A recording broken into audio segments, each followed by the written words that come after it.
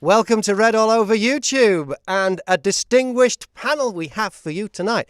I'm Graham Mack. Did a few bits and pieces on Radio Merseyside. And as you know, John Pearman is the editor of the world famous, the longest running and the only surviving Liverpool fanzine Red All Over the Land. Good evening, John. Good evening, everybody. Our special guest is Alan Green, the legendary commentator and award winner. You'll know him from BBC 5 Live. How are you, Alan? I'm fine. Getting too old now, though. You think? I don't think you're ever too old, Alan. And our international guest is Kieran Hardy, who's joining us from New Jersey. And we have to talk to you first, Kieran, because you're at work right now. How are you? I'm fine. How you doing, Graham? Very good. Alan, how we doing? Now, viewers will have noticed that you're wearing quite the outfit for the Tubecast today. Yes, I have a Liverpool suit, which I am running the Liverpool Marathon. It's on the 24th now. It's less than 2 weeks away. To raise funds for Sean Cox and the Sean Cox Foundation. Right, yeah, so it's a really good cause. Can you just stand up so as we can see that it's not just a jacket and a tie? There it is. Look at that. Give us a twirl. That is something else. That's fabulous. And you will be running the marathon in the suit. Yes, so, I will be running the marathon in the suit. Yes, that's the whole gimmick. It's what I decided to do. How all this came about was a couple of years ago when Liverpool came over here to the States on a pre-season tour. I had this suit made and a photographer took a photograph of me, which sort of went semi-viral amongst Liverpool supporters clubs over here. And I started visiting Liverpool bars throughout the US and watching the games. And I also threw in a few adrenaline pumping activities. And people seemed to enjoy what I was doing. And they wanted to take photographs with me. But I always knew that I wanted to do something good with the popularity that had been bestowed upon me or upon the suit. So I was looking for something to do, and I came up with the idea to run the marathon for Sean Cox. And for those who don't know, who might be watching, Sean was attacked at the Roma game, semi-final of the Champions League, 2018, was it now? That's correct, yes. Yeah. And the reason why I wanted, to do it for him, it wasn't just because he was Irish. It was because it could have happened to any of us. You know, we've all been there. You go for a beer before the game, and you're ready to go into the stadium. And somebody smacks you, and it was a totally random, unprovoked attack, wasn't it? Yeah, it was. Yeah, mm-hmm. Yeah. Now you mentioned. Sorry, John. What was that? I was going to say I actually walked past the place where the attack happened. I would say 2 minutes before it happened, and I'd actually just got into the stadium, and I'm just walking up the stairways, and I could see the something was going on outside, and that's when it happened. And it was wasn't it on Walton Breck Road near the Albert? Yeah. So it could have been any of us, literally, because that's everybody kind of at some stage before the match who's anywhere near the Kop goes past that area. Yeah. So as you say, Kieran, it could have been any of us. Yeah. Sorry, John. What you say? No, that's it. That was it was. We didn't know what had happened until the following day, of course, because that's when the news broke. But it was awful, and I'd actually seen a crowd of Roma supporters walk past me where I sell the fanzine, and you could see they were hell bent on trouble. They don't have to hold a sign up, straight away, and it may well have actually been that bunch. Yeah. So So, Kieran, what's the They are a reaction? difficult group, the Roma Roma. fans. I've experienced them home and away over the years while I've been commentating. I remember vividly I was at that game, not aware about the attack on Sean Cox, but I remember being in the Stadio Olimpico a few years ago, and uh, we had arranged for cars to come and collect us after the game to take us back into the centre of Rome where our hotel was. But there was no sign of any cars, and the police had indicated that there was trouble afoot. And there's a bridge not far from the Stadio Olimpico, and we were walking across it, and I was really aware that if we looked the wrong way, if there was the slightest intimidation from what we were looking at, we would be in deep trouble, and it was frightening. And we ended up walking the whole journey back to the centre of Rome. They're not a great bunch, the Roma fans. That's not true of many Italian supporters, but it's true of them. Wow. And what's the reaction been like to the suit, Kieran? Oh, for the most part, it has been it's been great. People they want to take photographs with me. They want to hear about my story and stuff like that. Occasionally I will get a few silly comments. It's not for everybody, but I've got a thick skin. It doesn't bother me. Um, over here, over in the States, it has been better than being at home, both in Ireland and in England. Some, some more comments like, look at that bell end, over there, that type of things. Right. But for the most part, it has been positive. People want to take photographs. I've got photographs that I took with a lot of people on my website. If anybody wants to find out some more information, go to myliverpoolsuit.com. myliverpoolsuit.com. Okay. Yes. And I have another website which I'm collecting donations for the marathon, and that's runforshawn.com. Run for Sean. And Sean is spelt the Yeah. same way as Sean Connery. S-E-A-N, isn't it? Sean Cox, C-O-X. It's Run for Sean. Yes. Is that runforshawn.com? Runforshawn.com.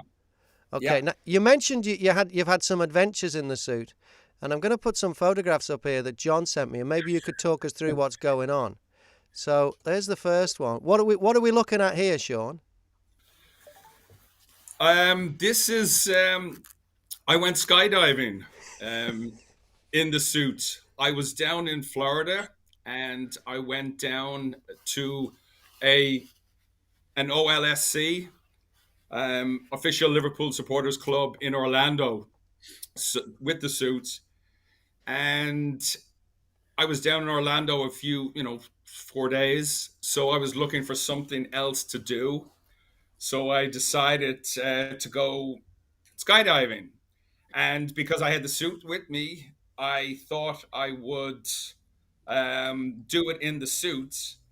And that's how I started doing other activities in the suit. Okay, well, don't tip the bit. Let's have a look at some of the other activities you did. There's another one here. Can you tell us what's going on here? Now, this photo looks upside down. No, that's yes. I was standing on the wing of a plane. Why? What was this all about? I was just looking for adrenaline pumping activities to do, and I came across this one. It's out in Seattle. Where was it? Seattle. Seattle. Okay. Yeah. So that's what? Puget Sound below you there, is it? Yes, I'm yeah, guessing? just below that, yeah. Okay, let's have a look at the final photograph here, and maybe you can talk us through this one. What's going on here? Well, I'm a scuba diver, and I was down in the Bahamas last year, and I went to see a game, and I decided that I was going to go diving with sharks in the suit. Right. So is that in a controlled environment? Is that in a tank? No, That's open water. So that's a wild shark. Yep. Okay, and It can't be an Evertonian. no, so how did you know that was even safe? Because blood is red, and aren't they kind of fond of that? How did you know that was even safe? Well, I had looked it up, and Stewart's Cove is a shark diving experience, Mm-hmm. and they were the ones that were offering it in Bahamas, and they, it was sort of controlled. Like, yes, there's shark wranglers there, and they give you, warning on what you can and cannot do, no sudden movements or arms outreached or anything like that. It was exhilarating. It really was. I bet it was. And how's the wear and tear on the suit then from all those adventures? Well, I had to purchase another one. Oh, really? Was Yes. it because was it soiled externally or internally? Both. When I did the scuba diving, that's salt water wreaks havoc on material. So I have two suits. Right. Okay. So there's a stunt suit and a presentation suit then. Yes.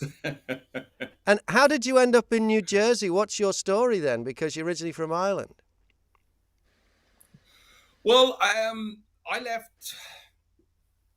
left Dublin in '88, and I was in England for a couple of years, and I got lucky enough to get a visa to come over and work in America in 1990, and I came to New York first, and I was bartending in New York, and then myself, my brother moved out to a place in New Jersey, and I've been here 30 years now.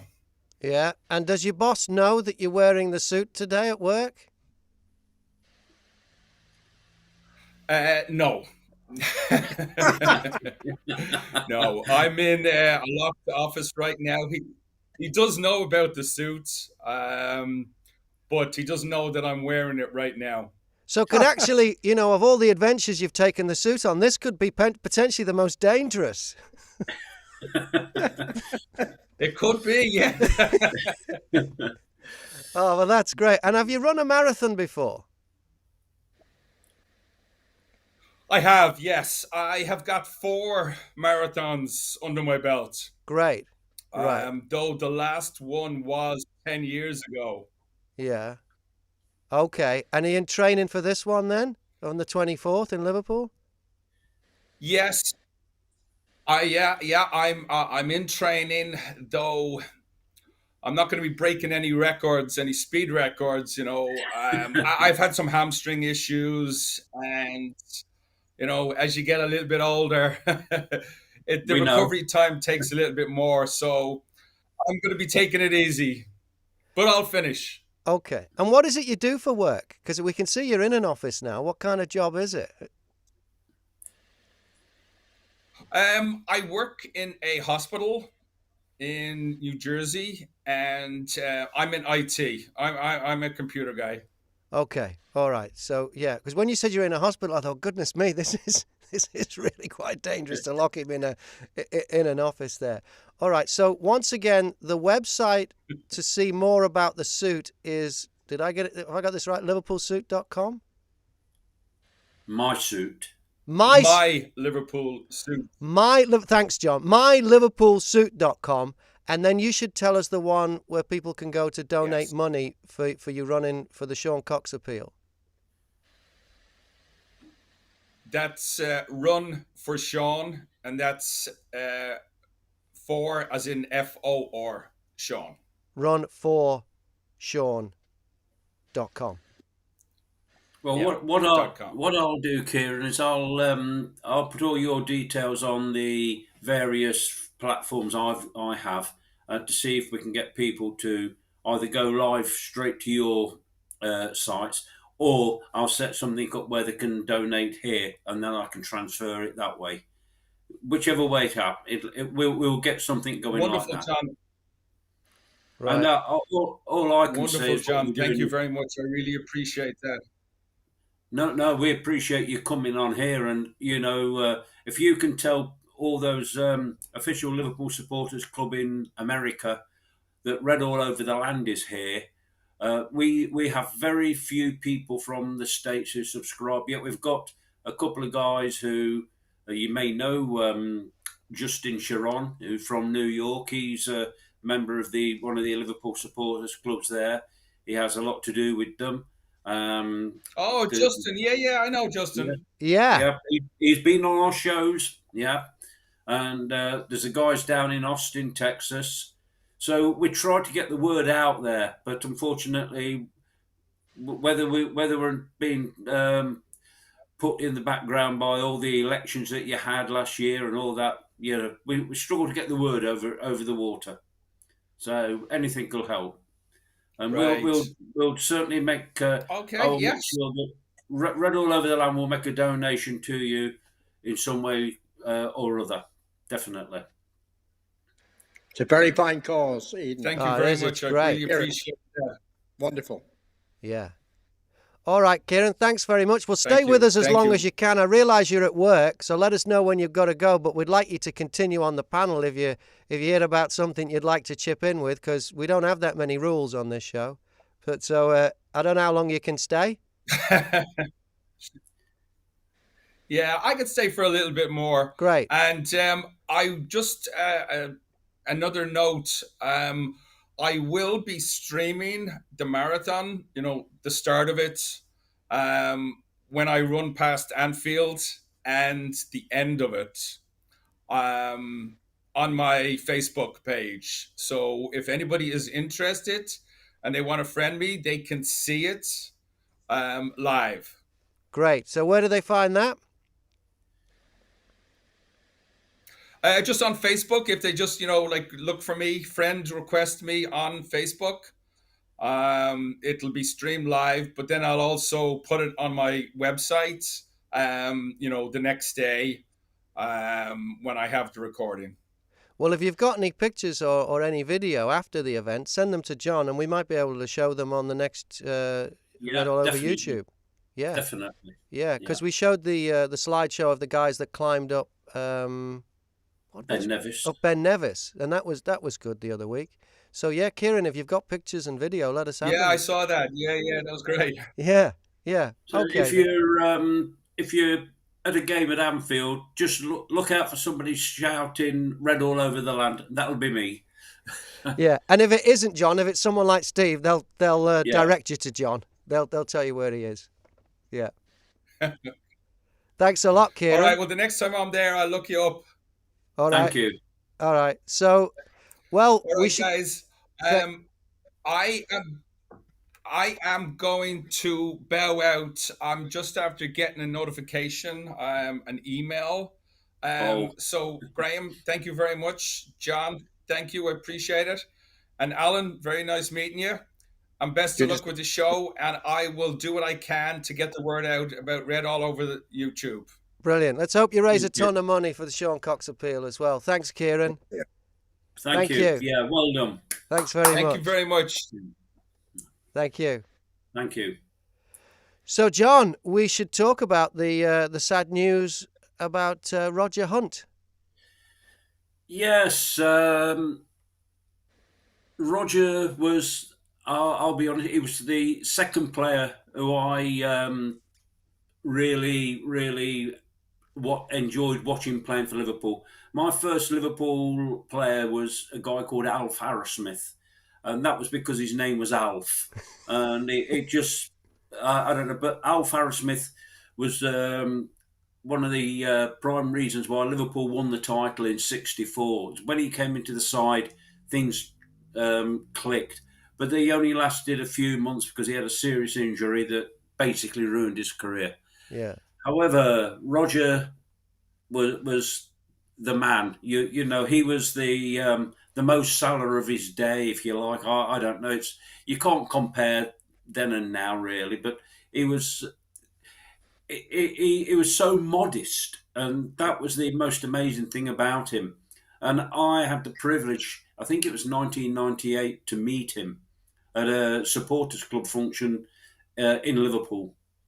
And after it was all over, I stood and chatted to him. And it was just like you were talking to a friend or a relation, anybody, the next door neighbour.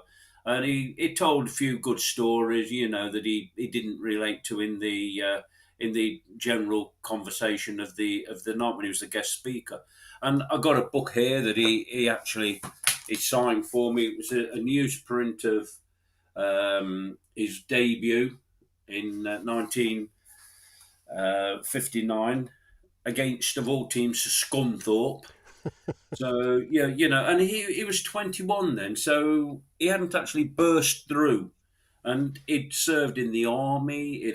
He'd done all of that, but after he retired, we used to see the lorries on the motorway when we were travelling up, called Hunt Brothers. We used to think that was a sign. It was one of them superstitions that we had to see a Hunt Brothers lorry On the way to on the the way. match. Yeah. Yeah, and it was just, I don't know. It was a lot of that team from 1966. There's one thing you can say for them: it never affected them. I knew Gordon Banks. I'd spoken to Gordon Banks several times, and he was exactly the same. There was nothing flash, none of this. Look what we did. We're this, we're that. They were just normal guys, and I think basically a few moved into management or into television, broadcasting, journalism.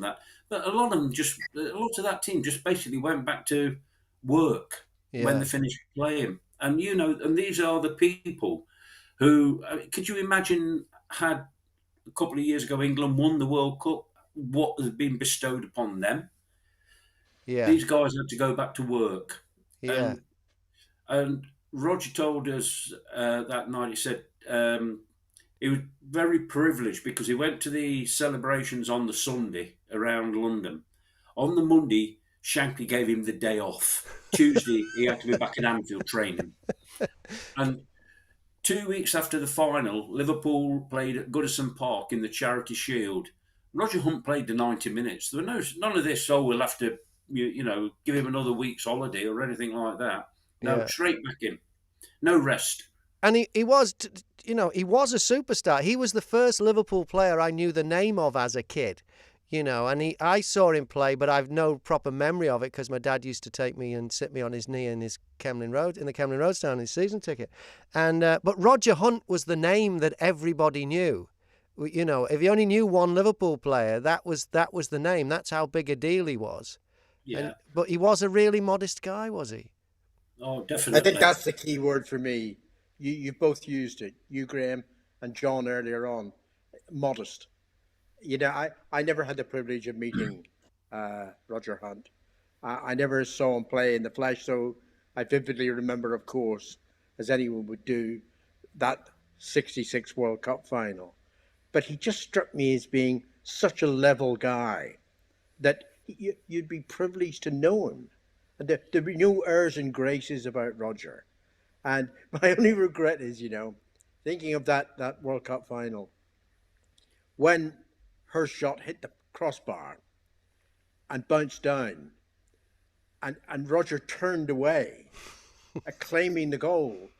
I thought, why didn't you make sure? Why didn't you just kick it in the net? Yeah. And I just felt that he knew it was over the line. Yeah. And he assumed that everybody would be honest enough to acknowledge that. But it caused quite a bit of controversy at the time. But what a great player. Yeah. And you think of others that we, as a club, have lost recently. I think of the Saint, part of that great Liverpool team, in the mid-'60s. Absolutely wonderful memories. Yeah, yeah.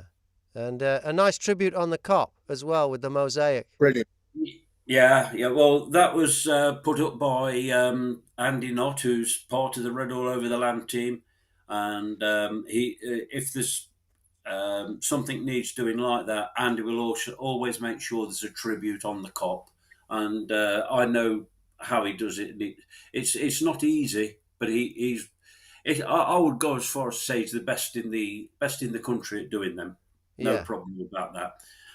yeah, So yeah, and it was well deserved. Yeah, yeah, definitely. I was in the main stand, and it was a very emotional moment, wasn't it? Looking at Yeah, that mosaic to my right at the top, and I also was quite proud of the Premier League that weekend because all the games had tributes to Sir Roger as we knew him, yeah, yeah, including Old Trafford, and that I thought that's great. That shows how much respect he was held in. yeah. And I can remember when I first started taking my wife Julie, who's a New Zealander, as you know, John, but a Liverpool fan. And I first started taking her to the match, and I mentioned Roger. I said, "Oh, my dad used to have a season ticket over there, and we used to watch Roger Hunt." And I went, "Yes, Sir Roger." And Julie said, "Oh, was he knighted?" I said, "He was knighted by the cop." And she said, "Oh, wow, that's much better." Oh, it is. It's far more real. Far more Yes, real. far Yeah, far more of a much more of a yeah, tribute than any other kind of knighthood. And she's yeah. right. It is But far better. I did actually. I saw him play, and I saw him play for Liverpool. I saw him play for England, and it was on World Cup final day in '66 when I think I started going off England because the team was being announced, and they said number Roger Hunt, and there was a section of the crowd. I called them the Southerners. They booed because they wanted Jimmy Greaves in, and they could never.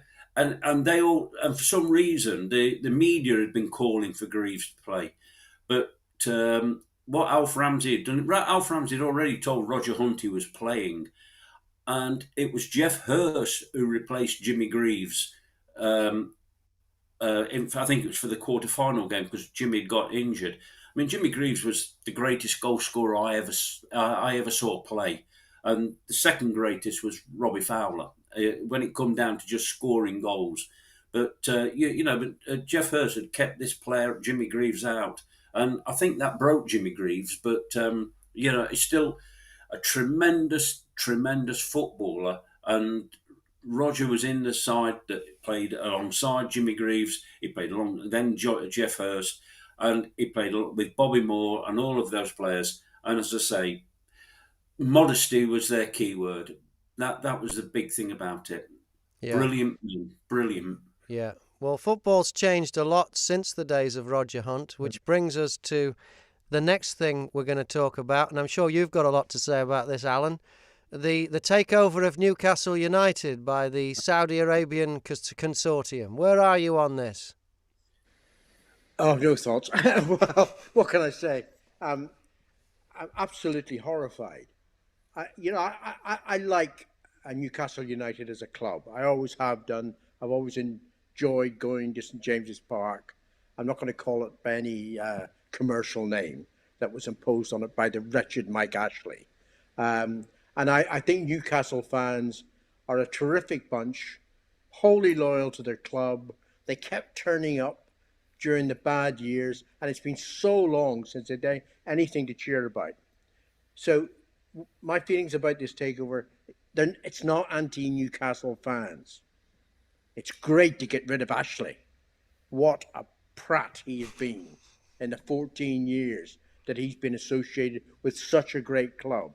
And good riddance. I'm horrified at the thought that he's actually interested in Derby County, which he thinks probably he can move in for a few quid now. Derby, hold him off. Keep him out of the game of football. We don't need Mike Ashley. But the main point I'd like to make is that forget this public investment fund. All it is a front for Saudi Arabia as a country. And they want to be involved in what has become known as sports washing.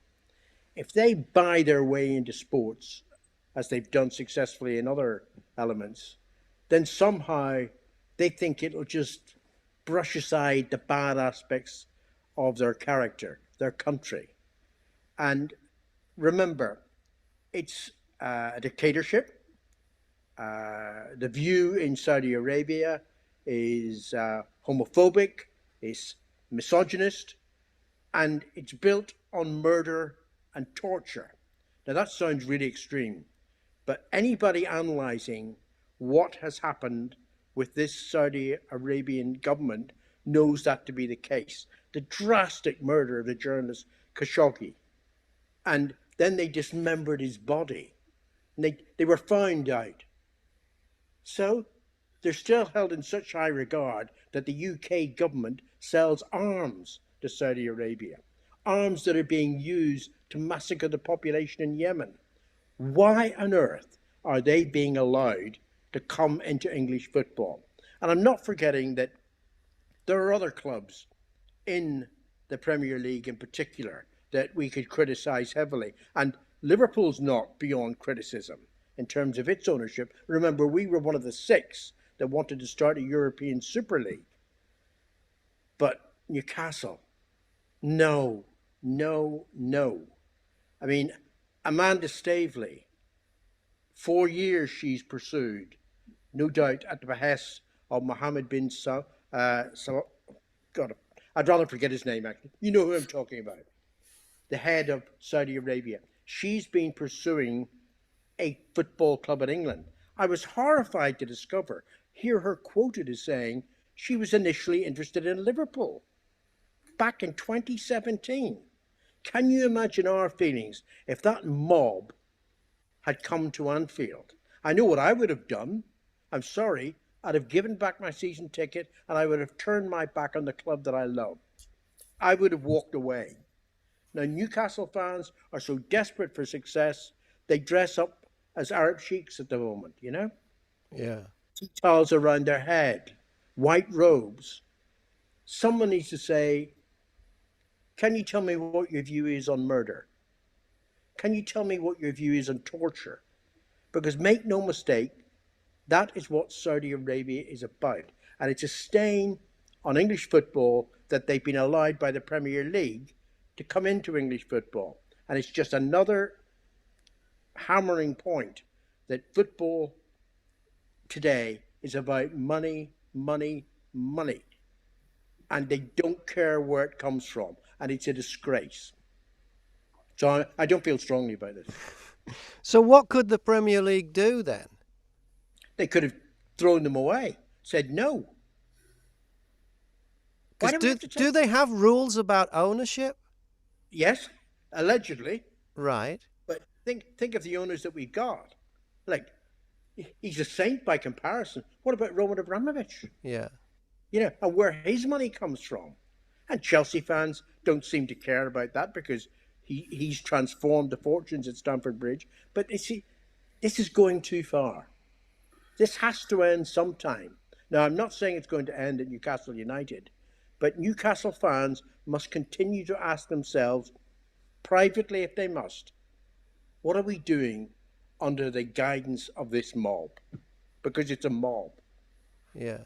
I think as far as the Newcastle fans, and you touched on it earlier, I think the reason why they are excited about it is precisely because they haven't won anything since, I think it was like the mid-50s, wasn't it? Was it an FA Cup in about 55? Is the 55. last thing?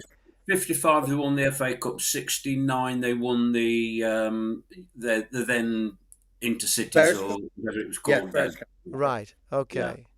Because so they deserve success. They really do for the loyalty that they've shown their club. But is this the way to pursue it? Right. No. Do you think this will be the end of it? Do you think it's possible that fans of other clubs, when Newcastle visit, will, show their distaste for this? What do you think, John? You're shaking your head. No? It's they may show the distaste for it, but there's a lot of football clubs in this country that they would possibly say, well, yeah, a pity it weren't us that they've taken over. I feel like Alan does it. It's a disgrace where football's going, but it's been going that way now for, I don't know, 20 years, maybe longer. But it's football fans now don't look at things like the ownership. The Newcastle fans want success. They were they were in some ways tortured by Ashley. I mean, it was what he was doing then. Some of the people he brought into the club, you know, it was horrific. Yeah, it was an insult to the Newcastle fan base. And I can remember the Newcastle fan base when I was a kid, because where I lived, we had a lot of people who'd come down to work in the local mines, and they were from Newcastle, and they were devoted to Newcastle Football Club or Sunderland. And you know, and that's how they are. But it's like Alan said, it's all money now, and I just think the Premier League, and I have to say, probably the broadcasting companies such as Sky and BT will probably say, look at the strength of the English league now. Look at Newcastle; they've just signed Messi type play. You know, they will cash in on it themselves, and nobody cares about where the money's coming from. It's blood money, and that's what they're being built on. And that shouldn't be allowed in football, nowhere at all. It's you know, you see that they had a big say when Blackburn Rovers were taken over by the Indian people. They had a big say on that because they weren't throwing money at it like they thought they should do. And you know, one of their TV favourites suffered, Sam Allardyce. But no, Newcastle, what they're going to do? They're going to now think that the fans are going to think that January, they're going to be signing a whole new team. They're not. No, they could still go down. No, I mean, but that early in the season. At the moment, they're still not winning anything. You know, and it took Man City, I think, 5 years before they actually finally cashed in on their money. Yeah. You know, so it's not an instant happening. But ironically, Newcastle will now have more money available to them. Whenever they spend it, John, they'll have more money available to them than Manchester City have. Wow. And look at the disdain with which we view events at that club, at City. And it's just horrible. Do you know, I do remember the days, a very long time ago, when football clubs were based directly on supporters that turned up at the grounds. Well, City wouldn't have a chance now if that was how it was funded, because they can't fill the stadium. They'd pay, you know, people who paid the money to go through the turnstile to support the club that they loved. That's not the case anymore. And bluntly, though it would be awful for the image of their Saudi Arabian owners, they couldn't care less if Newcastle fans didn't turn up. As long as Newcastle, the club that they'll pump money into, qualify for European football, qualify for the Champions League, and will no doubt, I have no doubt about this at all, will within 10 years be contesting for the Champions League. Now that's not, you know, I'm not saying that because I'm a Liverpool fan, I'm suddenly worried. You know, it's just wrong. And football's going that way. The television companies will pour money into it. I mean, Newcastle playing Southampton on Sunday. I think are playing Tottenham on Sunday, rather. And I think it's on Sky. Sky will love it. Think of the publicity around it. Yeah. They will adore it. It's just what they've bought into the Premier League for. It's awful. Yeah. But at every level in the game, whether it's the Premier League, whether it's UEFA, whether it's FIFA, what about these outrageous plans to stage a World Cup every other year? Why? Why this serpent of international football? Because it could be sold to television. It's money, money, money. Yeah. Well, there was the Belgium goalkeeper, the previous Chelsea goalkeeper. He's now come out and said, "What about the players?" He's the first player, I think, that's actually come out and said, "Hey, hold on a minute. We're now going to be playing. We might get 2 weeks off in the next 2 years." Well, that's because FIFA gave the World Cup to Qatar. Yeah. That was for the money. That was no other reason. Yeah. You know, the last two World Cups, Russia 2018, Qatar next up. Yeah. I mean, they basically bought those World Absolutely. Cups. And I've always thought that, you know, hosting the World Cup, you know, if you get it right, it's a license to print money. And it shouldn't go to the highest bidder and have all these schmoozing and all these under the table, Sepp Blatter was accused, I don't know if he was ever found out, but all this money and influence and everything that goes to getting places like Qatar to host the World Cup. Why can't they have it that if you want to host the World Cup, all you've got to do is win it? Because that way, if you wanted to host the World Cup, you'd have to put the money into the grassroots of the game and wait 20 years. That would be a much better way of deciding who gets to host the World Cup, is you've got to win it. And then to win the second World Cup, the next World Cup, you've got to beat the hosts in their own backyard. I think that would just make it a better competition all round. And all this money bidding and all the other dodgy deals going on would have to disappear. They'd have to pump money into the grassroots of their home country's game so that they ended up with a national side that could win it. I think back 5 years. Actually, my private thinking went further back than that. But I made it known to the BBC that I would not go to the World Cup in Russia. And everybody's going, what? What? And I can speak as someone who grew up a socialist. I'm still socialist in my way of thinking generally.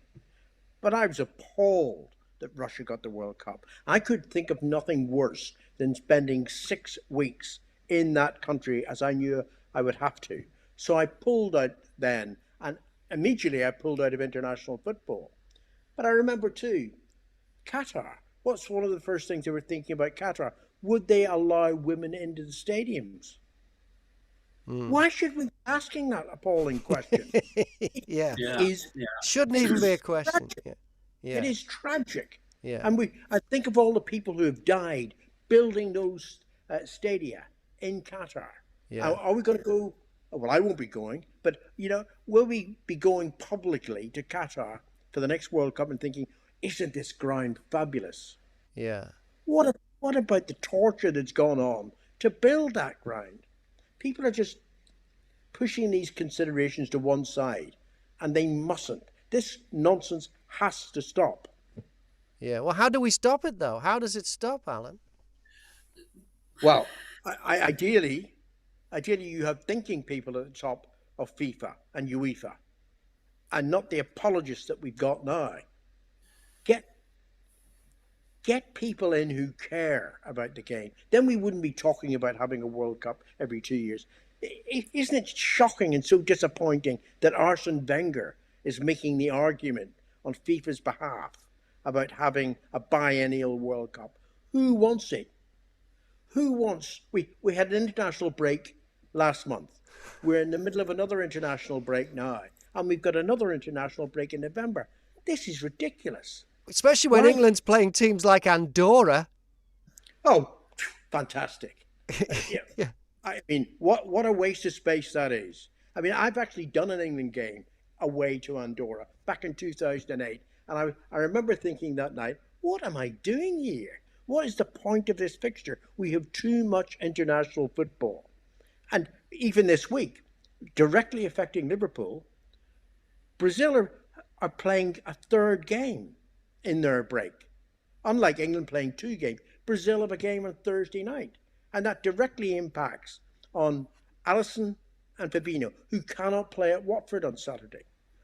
What is going on? When are we going to wise up? Yeah. And then in the meantime, they're allowing the Saudis to buy Newcastle. Yeah. But Liverpool asked if they could change the fixture and Watford, the time of the fixture, and Watford said no. But one of our family is actually going to Madrid on, I think it's Thursday. He's going to visit a cousin. And one of the things they decided to do was buy tickets to go and watch Real Madrid in the Bernabeu. It's not for any other reason other than the fact that Richard is always wanted to go to the Bernabeu, and this was an opportunity. The game's been cancelled because of the World Cup commitments on the Real Madrid players. So they will not be back in time. So they can cancel their game. We've got to play. At Watford, of all places as well. Yeah, and why have we got to play? Because the game's on television. Yeah. Yeah, Hey, but I mean, it's and BT said they were going to start helping clubs. I think it's BT it's on or whoever, but they're not. And and then you say, oh, it shouldn't be played, and they say, oh, it's you Liverpool fans again complaining, moaning. But it's not that. It's you got to start looking at it fairly. Going back into the '60s when if you had two players picked for England, you could cancel your game. If you had one player picked for international football, you couldn't. And then of course you get players picked who were playing even in like Roger Hunt stopped first played for England when he was playing in the second division. So things were different then, we know. But the teams played 42 league games. They played the FA Cup, and that was it. But now it's every there's 3 games a week, and in December when people, if you look at the financial impact on pockets, people are being expected to go out and watch 3 games a week, and over the Christmas period there's 3, 4 games, and that's the most expensive time of the year. But it's football, football, football, television, television, television, and that's all it is, and it's wrong. I mean, I know that people like Mo Salah and all that. I know how much money they're on, but that's not the point. It's the fans as well. The fans have got to turn up and watch these games, and they do. But you're putting footballers' careers at risk by making them play all this football. And we know what it was like last season when our players came back, not just ours, all the rest came back after about a four week break because of the COVID and the season. And what happens? We had all those players getting injured, and it's not a coincidence. Mm. But it's please the way don't we do it. misunderstand me. Please don't misunderstand me. I'm lucky that I know Gareth Southgate personally, and I've known him for many years. Before he became England manager, I knew him when he was a player. He's a thoroughly decent man, and I want nothing but success for Gareth Southgate. But England, sorry, since I've stopped doing them, I don't care. I really don't care. I will not be watching the game tonight, the England-Hungary game. There must be something else on television, and I will find it. I just abhor the amount of international football that we've got. I abhor the amount of club football that we've got. Do away with the League Cup. Do we need that anymore? Of course we don't. It used to be, John, as you said, it was the League and the FA Cup. To be honest, the importance of the FA Cup has diminished. It's now the Premier League and the Champions League, if you're fortunate enough to be playing in that. But the players are being beaten to death. It is terrible. And imagine our feelings if Mo Salah, on returning from duty with Egypt, gets a bad injury and misses 4 or 5 months of the season. Because it's not just the impact on Mo, it's the impact on you, Graham, you, John, and me, Alan, and every Liverpool fan. It would be appalling. We have got to trim football, not expand it. Yeah. I think we I, need. Are you listening, Arsenal? I agree 100%, and it's yes, get rid of the League Cup. No one's ever liked the League Cup. I enjoyed the finals in the and that, but as clubs, I'm talking about now.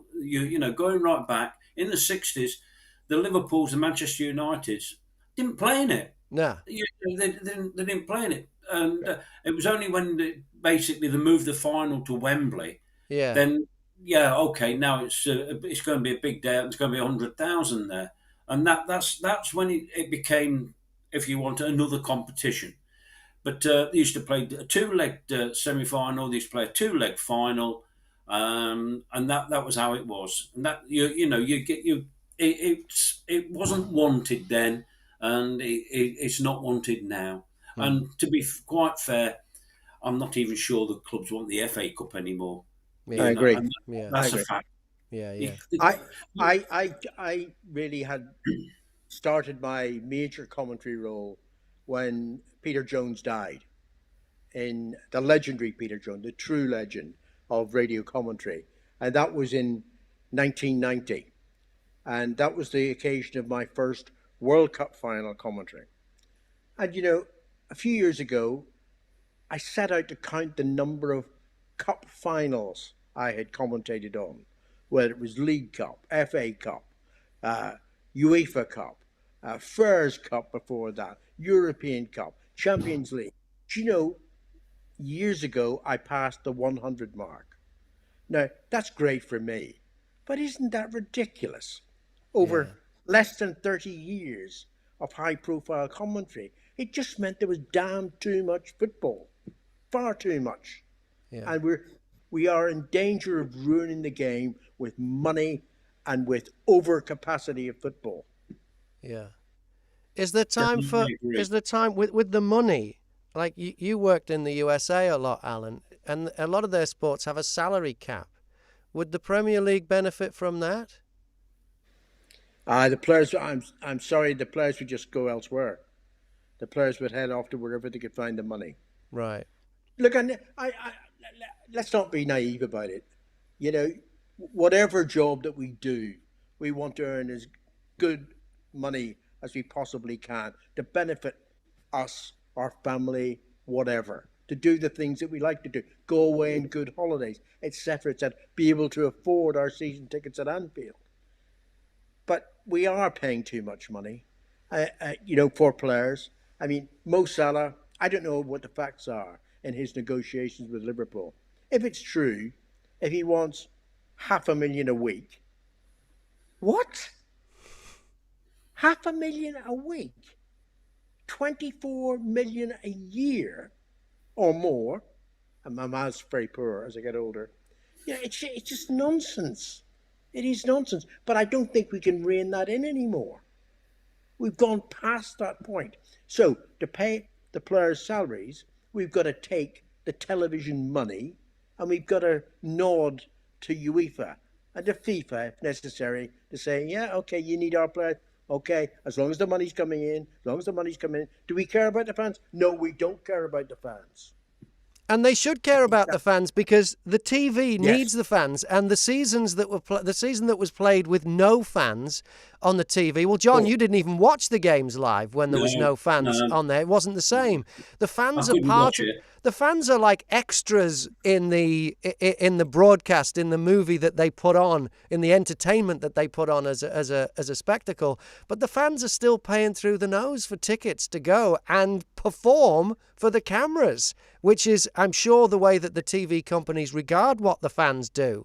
They don't care necessarily about people on the cop who've been there generations and generations, and what they've been through in their life with this football club, and being probably the only constant in their life as jobs change and relationships change and wives and husbands change and everything, and this one constant in their life. But the TV cameras, the TV companies, they don't care about any of that. They just want you to cheer and sing your songs. I mean, They want the close-ups. Yeah, they want And a good show. They want the noise that's generated. Yeah. That's why some clown, I don't know whether it was at Sky or BT first, probably both put their heads together and said, let's have some artificial noise.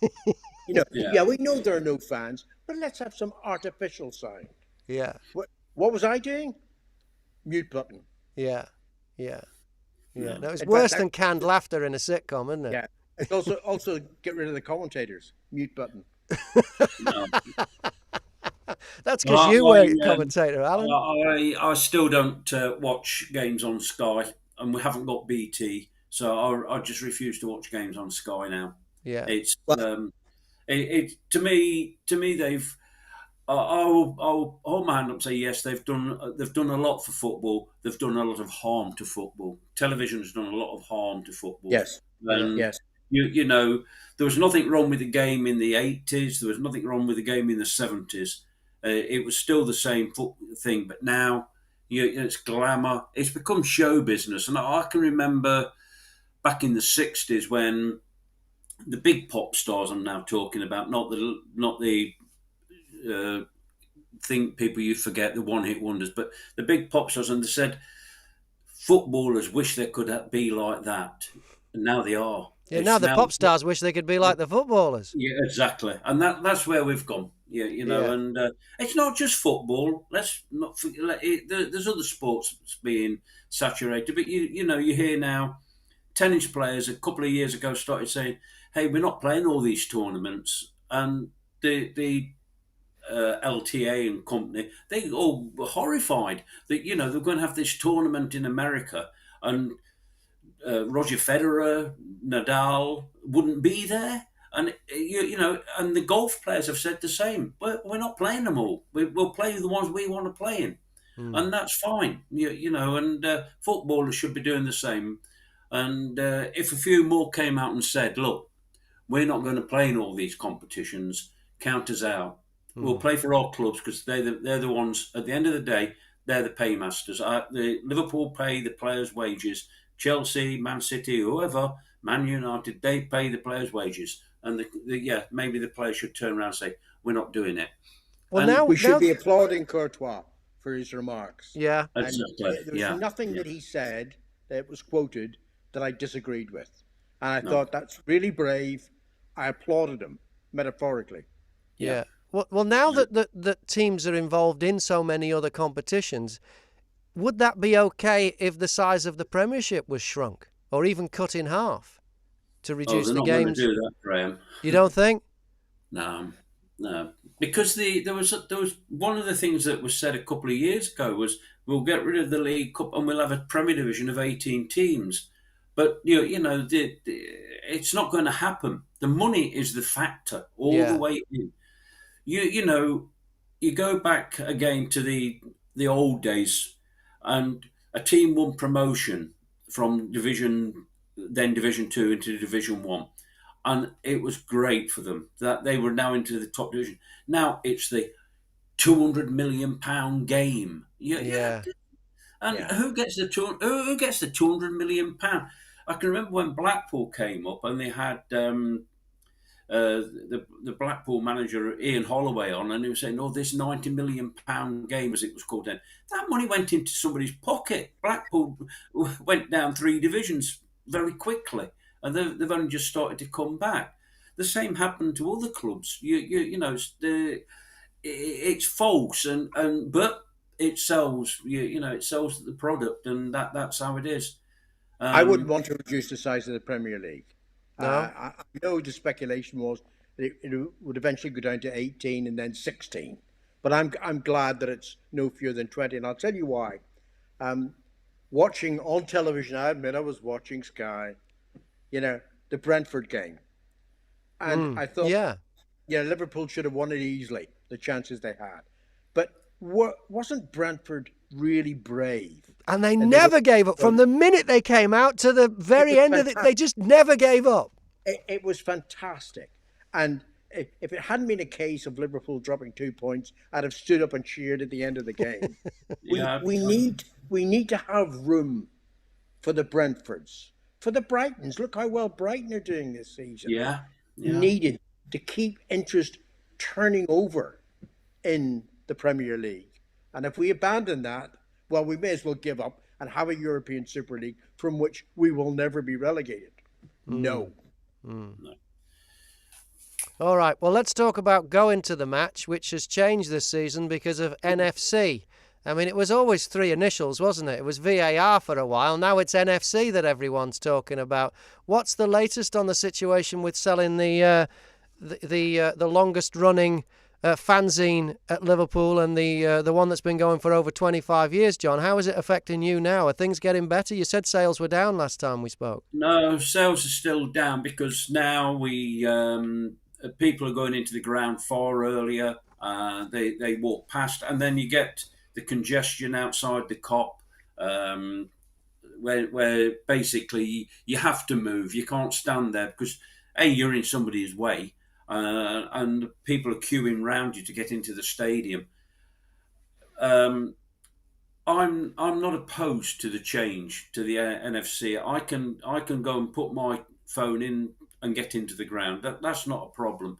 It's the way it was implemented, the way it was put on people, and it's affected the businesses around the stadium. I know one of the street sellers, and he says it's hardly worth coming out now.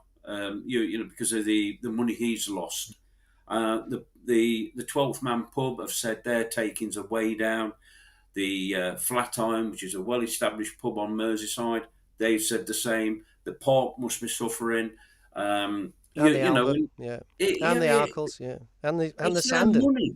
yeah. It's their money. It's the money that that Saturday or Sunday, whichever day, match day, it's their prime day. It's their biggest day, and now they're losing money, and you know it's happening. And I was told that the reason why they're accused is because the fans are turning up, not turning up at the scheduled times, the time slots. And that was rubbish because you know people were turning up 5 minutes before kickoff when they had the fan card, and you still had to put it in the system. It was no different, smaller but no different, and you were in. People now get up there and the phone won't work. There's a problem somewhere. People have had problems downloading. I know Alan's had problems downloading a ticket. You know, and I know somebody went up to the gate against Crystal Palace. It was, and he said no, sorry, it was AC Milan. And he said he tried 3 times. In the end, he had to come out. The guy looked at his ticket, then let him through another gate. You know that's not how you're turning up to watch a game of football. It's not nothing else. It shouldn't be like that. Whatever the thinking was behind introducing this new system, there clearly have been major problems. I've had, quote, minor difficulties, which I find very frustrating. But I'll tell you one that I have, quote, solved today. And what's the date today? 12th of October? 12th of October. Today, right? How long are we into the season? I am 69 years of age now. I know I only look 49. People won't believe it. But there you go. I'm 69, right? So, strictly speaking, I qualify for a reduced price season ticket. I've always resisted that. I've said, no, I want to pay the full price for my ticket. And that way, if I can't make it to a game, I can give it to a friend or a family member and they can get in. So you think the new friends and family system would suit me? No, it doesn't, because they're all less than 65, right? So strictly speaking, I shouldn't be able to give my pass to friends and family because they're not in the same age bracket. But today, I finally made contact with Liverpool in a meaningful way. And they've said that because of the difficulties involved, for the rest of the season, there'll be no cutbacks, or payments required. I can pass it on if I can't go to a game to a member of my friends and family list. Hallelujah. Common sense has prevailed. And it's prevailed because they know that the system isn't working in the way they wanted it to work. That might lead to further changes as well. But I detest the lack of atmosphere around Anfield now, outside the ground, before the game. That harms all of us. The way we used to buy little things and look in, see that scarf? I'll have it. Oh, it's a half and half scarf. I must have that. No, never in my life. Never in my life. But you know what I mean? That kind of thing. Just hearing the chants of "Red All Over the Land," Liverpool fanzine, and a hat badge or a scarf, and all of that is part of the match day experience. It is, and it's changed, not for the better. But I think Liverpool, I detect over my goings on with them over the last couple of weeks that they're trying to sort it out. And if they think there's a real problem with limiting the ability of an overage season ticket holder to pass his ticket on to someone meaningful to him, to a family friend or a friend, then we're going to scrap it for the rest of the season and think about it and find a better way of doing it. And that's all we can hope for. It's to me. I can see what they're doing, and I fully understand it. And I know it's supposedly the Premier League who have said this is going to happen, and that's what I've been told anyway. And I've been in touch with the FSA, and they told me today that they've spoken with the Premier League, but they got no definitive answer. They've just been told it's getting better. It's not getting better because people are losing money. I'm not talking about red all over the land. We're small, we're nothing in that. But, the pubs around the ground, the Albert, if the Albert, the Park, or the 12th Man ended up closing down, has something else gone from the match day atmosphere. Yeah. And the chippies. Yeah. Yeah, definitely. And don't tell me that you can go into the stadium at 1 o'clock and for a 3 o'clock kickoff and be entertained. You can't.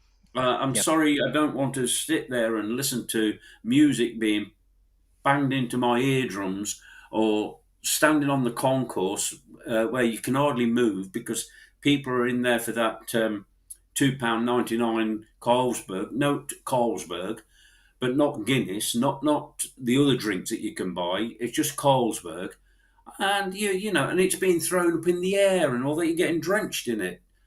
I have to come home. I don't want Mary to think, "Where have you been?" Yeah, but Alan, they are showing LFC TV inside the ground before the game, aren't they? At long last, I would say. I mean, my experiences of turning up at Anfield when I was told to turn up, according to my slot, and going inside the ground. And if I could find a seat, I would sit down because I'm an old man now. Got to sit down, and none of the pints malarkey. I'm driving, so anyway, I'm sitting down and I'm looking up at the monitors, and I'm thinking, hang on a second, Sky's showing this game, the earlier kickoff, or BT's showing that game. Why aren't we watching that? No, I was watching constant Liverpool ads, and I thought, there's got to be a better way. Surely LFC TV can be promoted on this. Let's do it. So what was the last game? The last home game? Manchester City? LFC TV was there. No sound. No sound. So if you could lip read, that's brilliant. But if you can't lip read, it's a waste of space. So listen, Liverpool. If you want people to be inside the ground, give them little causes for entertainment before they actually go out into their seats. Yeah. Promote LFC TV. It's a damn good station. I've got it at home. Yeah. All right. Well, I've been amiss tonight. I forgot to get to our comments. I've got some comments here, and they might be relating to stuff we've talked about in the last hour. So apologies if you've sent a comment and I haven't mentioned it yet. David Moen, do you know who that is, John? Yes. He says, "Hi, Graham. Well done to Kieran. Great to see, and best of luck with the marathon. If you've just tuned in late, we spoke to Kieran earlier. He's got a suit, which is a Liverpool suit, which he's already taken skydiving and parachuting and scuba diving with sharks. He's running in the Liverpool Marathon in a couple of weeks' time, and he's raising money for the Sean Cox appeal." He says, David says, question for Alan. Does he keep in touch with fellow commentator and Belfast native George Hamilton from RTE TV in Ireland? I haven't seen George in a very long while. We were best men for each other at weddings, and we went to the same school in Belfast, Methodist College. George, a tad older than me, so he must be 50 now, since I'm still in my 40s. But I would see George at games. When he'd come over, be working for RTE. He's still working for RTE, the Irish broadcaster, and I'd see him at matches. But that suddenly stopped. I was still going to the games then, but George wasn't coming across, so I haven't seen him in quite a while, which I greatly regret. He's still a dear friend of mine. Steve Wilson's been in touch a couple of times. He says, El Presidente says hello to you all, looking good. He also says, appreciate the passion and the knowledge and the insight from Alan. So, well done there, Alan, for that one. Robin Clegg, I hope I'm saying that right. Clague. Anyone else? Yeah. Clegg? Yeah, I think it's, yeah. He says, well said, Alan. Now, I don't know what he's referring to, but it could have been anything. But I'm guessing it could be about the Newcastle takeover, maybe. It's probably pertaining to my lack of good looks and my acknowledgement that I don't have any good looks. Well, it could be. He's also mentioned, I think you're saying England, Hungary, is there something else on the TV tonight? Was it you were referring to that? At one stage, you did say I don't know what else is on the TV tonight. I can't remember. I'll be watching that. He says Bake Off, Alan, is a good watch. Oh, no, no.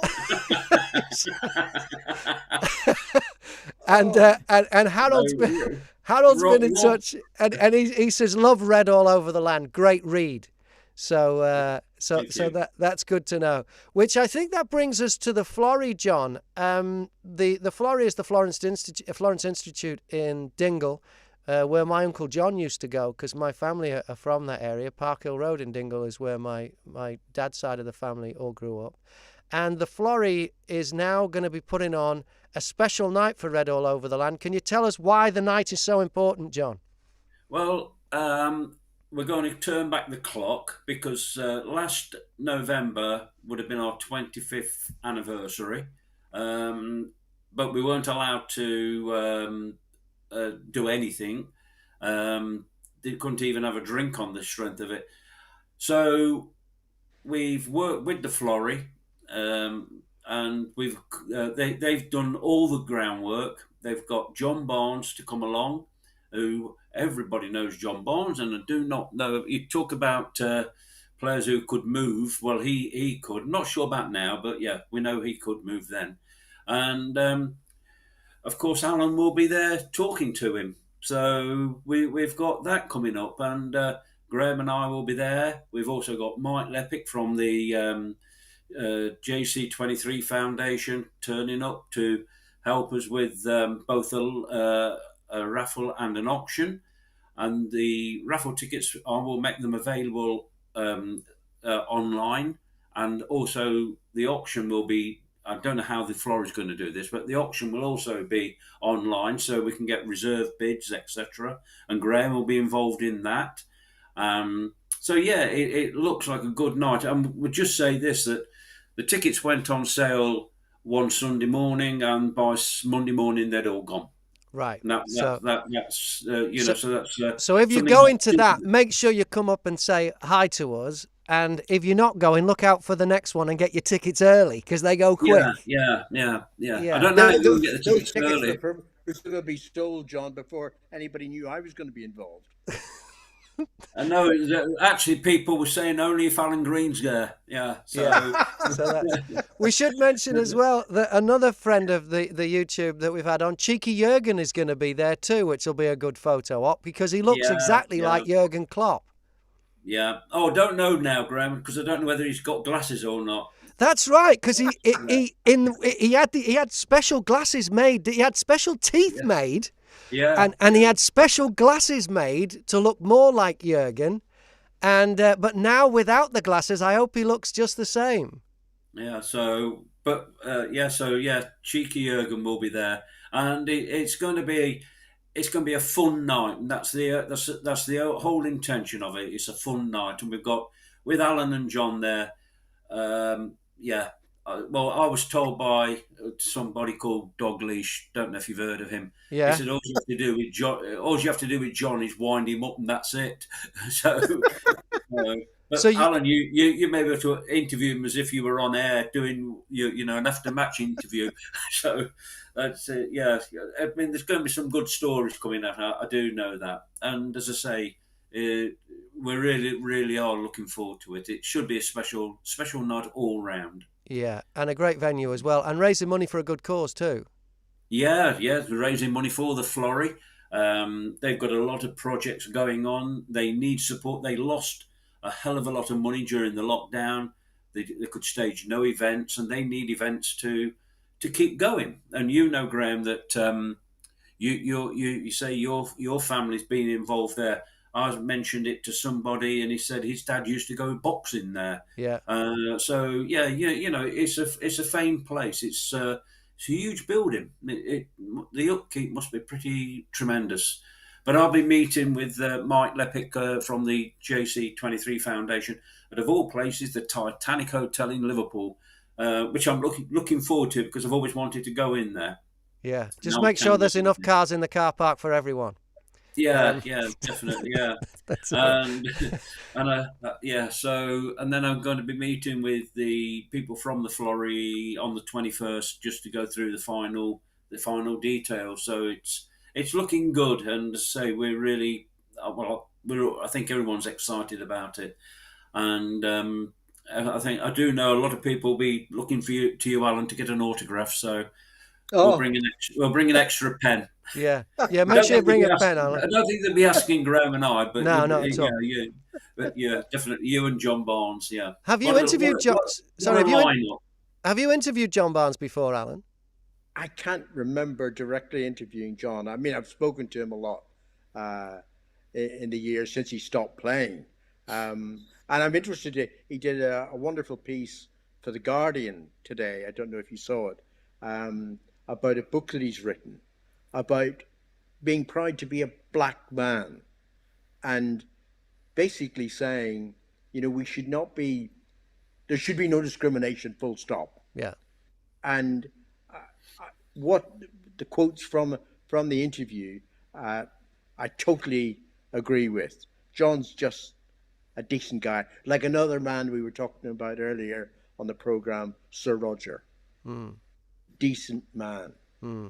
And shouldn't be known as a decent black man. He's a decent man. Yeah, yeah. Full stop. Yeah, yeah. My only fear is he might want to start dancing if he put on World in Motion. Yeah, we may have to. Whoever's playing the music on the night, because we got there is live music on the night, but if there's recorded music, we may want to keep that World in Motion away from just in case John. Yeah. I don't know. I don't know. Steve Wilson has been back in touch. He says, John, please tell Timo Tierney, who we've also had on this show, that Dazza and I said hello, and tell Mike Lepic that I'm still trying to pay off my credit card from the 2015 silent auction item. That was the one we had in... Well, Steve's actually in Austin, Texas, so that's where he resides. Right. Yeah. So David Mowen has been back in touch. He says, if there's time, Graham, who did Alan enjoy working beside most as a match summariser on the radio, on BBC Radio? Good question, because there are some I couldn't stand. You can name those if you want. No. I'll save that for the night at the Florrie. No, okay. I always loved working with Chris Waddle. A decent, honest guy, and spoke from great experience. And of course, there was a man who was almost like my father to me, Jimmy Anfield. And that spanned a couple of great generations that I was lucky to be part of. Chris was great. I'm sorry that he's disappearing now, like I have. And somebody needs to wise up at the BBC. Okay. All right, then. Well, I think we're done. John, is there any closing words from you as the editor of the longest-lasting and most popular Liverpool fanzine? But I'll start believing that soon. We've got a book we're going to give away. So if Graham can furnish me with all those names that's been in touch tonight, sure. We've got a book here. It's called 60 Years a Red, and I'm sure Alan knows Brian Barwick. Yes, I do. Yeah. I worked for him. Yeah, I know. Yeah, and he's written this book, and Graham's got a copy. Graham's read it, and we're hoping to have Brian with us on the next show. So yeah, we're going to give a copy of that book away. So it's really good. And one part that I know you would relate to in it, Alan, is how he had to coordinate things on the 15th of April, 89. Because he was then with the BBC, and he had to coordinate certain things there. And yeah, it's a real good book. And he does mention Roger Hunt. He mentions a lot of good times watching Liverpool, some not so good. But it's a brilliant read. And as somebody who's actually older than Brian Barwick, I could relate to quite a lot of it. Yeah, I went to the 1960 Cup final, but Brian didn't. So right. But he's got me on a few other things, and he was also on the train that went to Rome, and we had Dave Kirby on a few shows ago, and Dave gave one story. He gives it a slightly different, shall we say, it's less informative. It doesn't mention the toilets not working and things like that. It's still a cracking read, you know. And Brian has seen it from both sides as a man that just went to a boy, a youth that went to the games, to somebody who was privileged to be in high places at places like Istanbul. Yeah, Yes. you know. Just Well, one quick story about Basser Barwick, as I knew him, Brian Barwick. In the mid-80s, Brian became assistant editor of Grandstand on the Saturday, and I was offered a position of assistant editor at Sports Night, the midweek television sports program. So we were in tandem for a short while, but unfortunately the editor of Sports Night didn't like me at all, wanted rid of me. And therefore I straddled my way back into BBC Radio, and then commentary. Boom. Brian became editor of Grandstand, head of BBC Television Sport, very different careers, but we both were very privileged to have those careers. that's good. Yeah. Well, hopefully on November the 9th, we'll have Brian with us. And we're hoping to also have a guy on who's written a book about Billy Liddell at 100. And I'm sure any Liverpool fan watching will know who Billy Liddell was, because, again, like Roger Hunt, a man that was so modest it was unbelievable. And there's 1,000 stories out there. And the thing about Billy Liddell is I often wondered whether he was my father, because my mother never stopped talking about him. And, you know, it was, she used to tell me, I love Billy Liddell. I love Billy Liddell. So, but I don't know. But I'll leave it at that, because I know some of the family are watching. They might know more than I do. Okay. And what's coming up in the next issue of Red All Over the Land, John? You starting to put it together yet? I've started putting it together. Yes, we've had one article that's going to be about Sir Roger. Somebody else has written about Sadio Mane's 9 goals against Crystal Palace. He calls it the Crystal Palace nightmare. And when I saw that, I thought, not at that 3-3 again. It wasn't. So, yeah, it's good. We're going to review a couple of books, the 60 Years of Red and that. And then, of course, we'll be talking about the Florrie and, sadly, NFC. You know, we have to do that. Yeah, and I dare say Newcastle will get a mention, because, well, I know that, don't I, Alan? Oh, is this in your latest column, Alan? It focuses on Newcastle. Away. I normally do not write about any other football club in the column that I do for Red All Over the Land, unless they directly impinge on Liverpool, and a recent Liverpool game, something like that. But the Newcastle issue gets beyond all of that. It's so important that I felt I did have to make fulsome mention of it. It won't dominate the column, but it's a substantial part of it. All right. So to get your copy, this is the last copy. So to get the new copy, if you don't see John or Steve or any of the other sellers at the ground, or because of NFC it stopped you getting in, you should subscribe. How do they subscribe, John? Just visit www.redallovertheland.com and all the details are there. John Pearman, the editor of Red All Over the Land. Alan Green, legendary sports commentator, award winner. We'll see you at the Florrie. And until next time on Red All Over YouTube, you'll never walk alone. Thank you. Good night.